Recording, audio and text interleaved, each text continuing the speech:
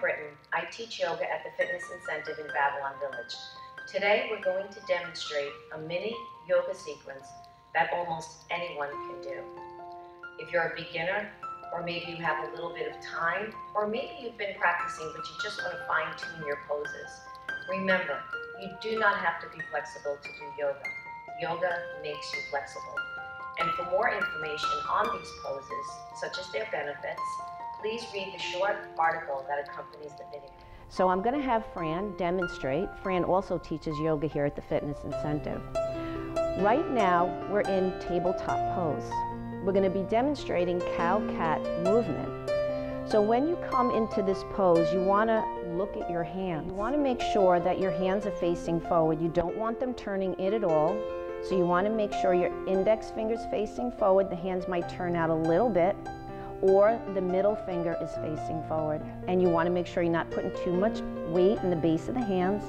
Press gently into the tops of the fingers, knuckles, and tops of palms. Your knees are under the hips, so they're separated a little bit. Now we'll begin. Inhale, drop your belly down. This is your cow pose. Shoulders come back, head lifts a little. Exhale, round the spine into cat pose, head drops. So Fran, you're going to continue this flow. Inhale the breath, belly drops, shoulders massage back, head lifts a little. Exhale, round the spine, drop the head.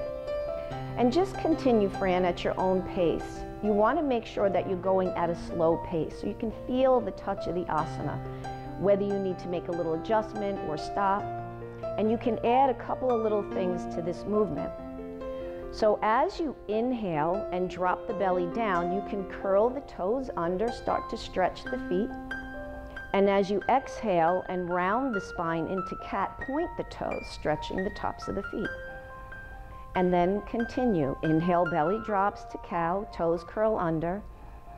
Exhale, round the spine to cat, point the toes. Now let's come back to a neutral spine. So say you have some issues in the back, you can't do the cow pose. Here's your neutral spine. Inhale here, and then exhale into cat pose. And then you'll inhale back to your neutral spine. If you can't do cat pose, come back to your neutral spine.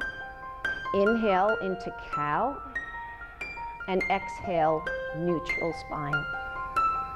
So you just make little adjustments as you go. So make sure you go slow and you can feel the touch of the asana. You have a blanket here. So should you have any issues in the knees, place a little blanket under the knees. Downward facing dog is the next pose of the sequence. If you're just starting yoga, you have tight hamstrings, a tight lower back, you're going to take 2 blocks and you're going to place your hands on the blocks. And let's do that again with the hands. Let's bring awareness to the hands.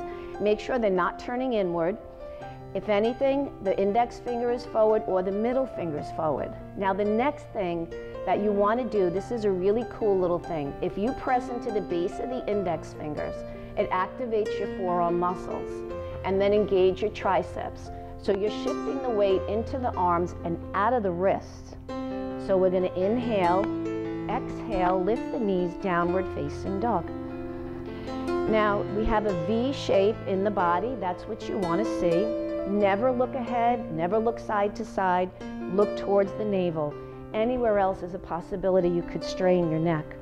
Your feet are separated. Maybe we'll separate them a little bit more, 5 or 6 inches. You can even take them as wide as the mat to get a little bit more space in the pelvis and back. Soften the knees. Don't try to pedal the heels to the floor. Remember, everything in the back of the legs is connected into our back.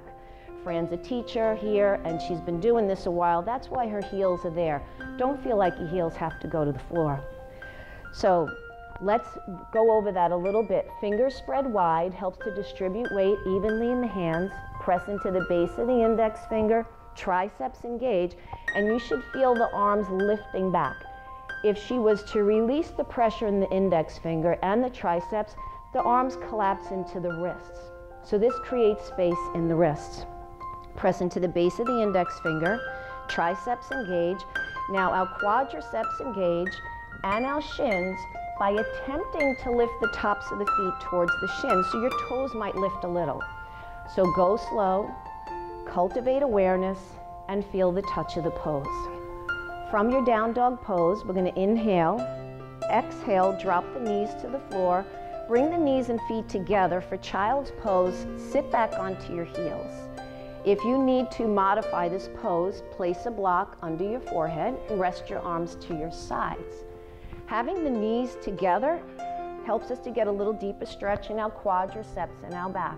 Your arms can be forward or to the sides.